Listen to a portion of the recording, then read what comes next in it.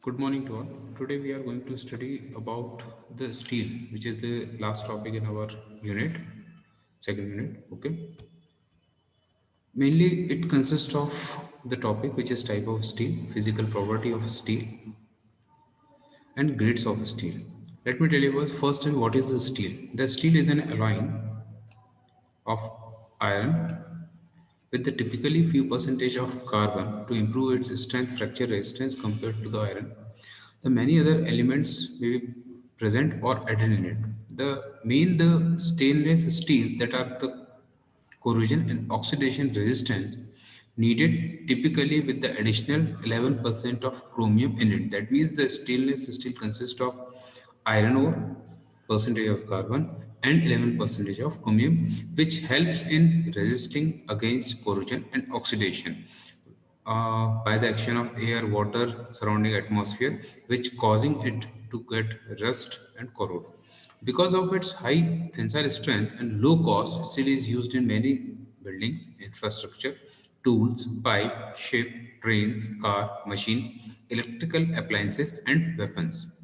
The percentage of carbon is varies between 0.002% to maximum 2.14% by its weight. For a plain carbon steel, that is iron carbon alloys, the if the percentage of carbon is little less, then the iron is quite soft, having the pure form, ductile but weak in strength. So the carbon content, if in steel is higher, it becomes a brittle alloy, commonly known as a pig iron. The alloy steel is a steel in which other alloying materials have been added in it to modify the characteristics of a steel.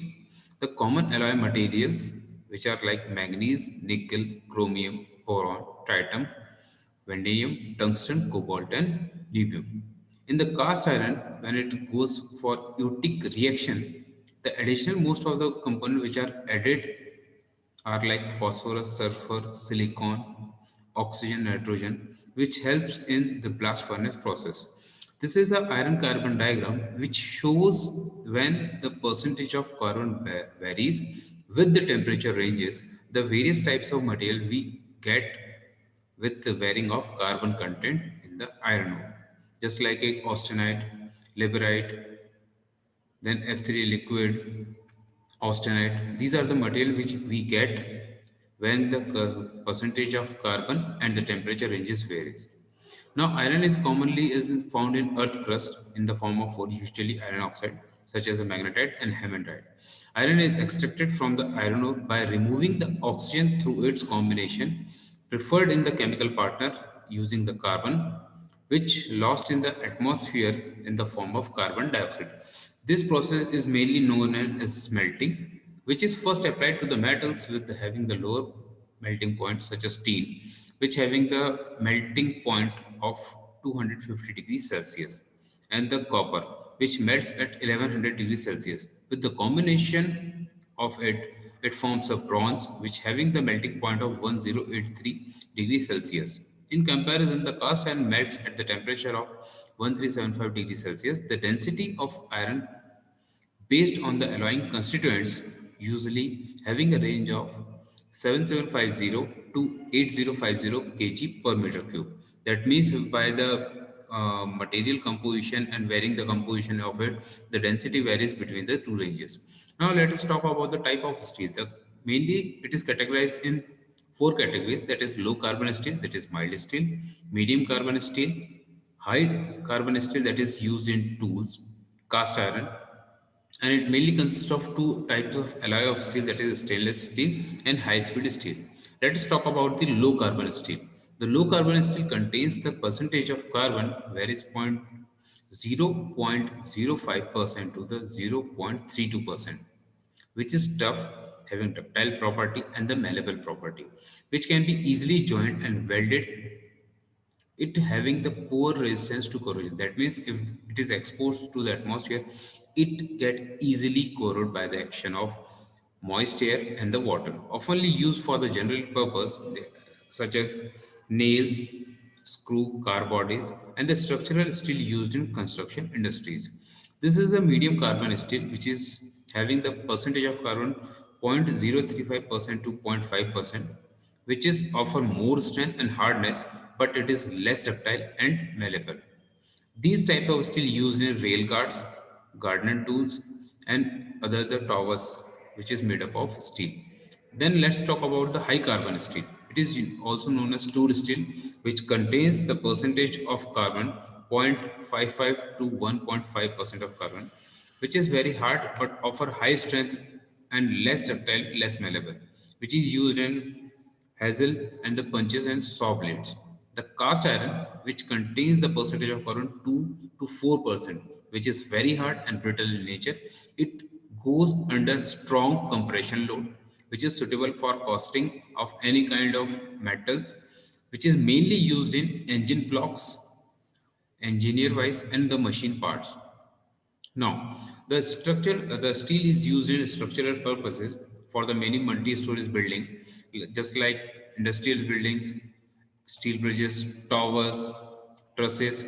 The advantage of using the steel as a structural member, it having a high strength as compared to the low weight. For a longer span of ridge in the tall building, the high strength steel can be used. The lightweight compared to the concrete, which is it shows that it is having a less weight as compared to the concrete for making a heavy structures and the strengthened structures. It can be handled and transport and prefabricated. That means it has an advantage. It can be easily handled, transport, and it can be prefabricated. That means it can be fabricated in the factories. Then after this, take it to the sites and assemble it. It requires of the properly maintenance for the durable and the longer life of a steel. It requires a uniformity properties does not changes with the time. As the time passes, the property of a steel does not varies or deviate. It having a ductile material does not fail suddenly but gives a visible evidence of failure by the large deflection. That means it fails with the warning. It doesn't fail without any warning or without any failure. The addition and alteration can be made easily. They can be erected at the faster rate compared to the reinforced concrete. As the reinforced concrete requires the 28 days of curing to gain the sufficient strength, it is then as compared to the steel, it can work faster. The structure can be built within 1 day or 2 days and ready for the use. The steel have the highest scrap value. That means after the demolition of some structure, the steel, the scrap which we get can be recycled and can be sold having the scrap value. It can be even reused after the demolition. Now, the disadvantage of steel structures are when it is placed in exposed condition are subjected to corrosion. That means if it is used near the water bodies or the moist environment, it can easily get corroded. It requires the painting and induce a high maintenance cost as after the repeat interval of time. It needs fireproof treatment. Definitely, if it is catches fire as the temperature range is high, then it can easily melt. So it requires a fireproofing treatment on the outer coat of the steel. It having the fatigue strength reduces if the large number of stress reversible. If the large number of stress applicable on it, it get easily fatigue fracture. Now let's talk about the carbon steel. The carbon steel is a plain carbon steel and the steel which is which where the main alloying constituent is carbon. According to the American and the Indian Steel Institute, they defines carbon steel as a steel considered to be the carbon steel when it contains minimum content or specific required of the chromium and cobalt, cobium and any other element to be added by obtaining the desired alloy effect. Second point, when the specified minimum copper does not exceed the 0.4%, that means the limiting value of copper is 0.4% and the maximum content specified for any alloy exceeding the manganese is 1.5, 1.65, silicon 0.60 and the copper 0.60. The carbon has the maximum influence for the mechanical property of steel as the low carbon content for the similar iron. Then the alloy of steel is variety of element in amount between 1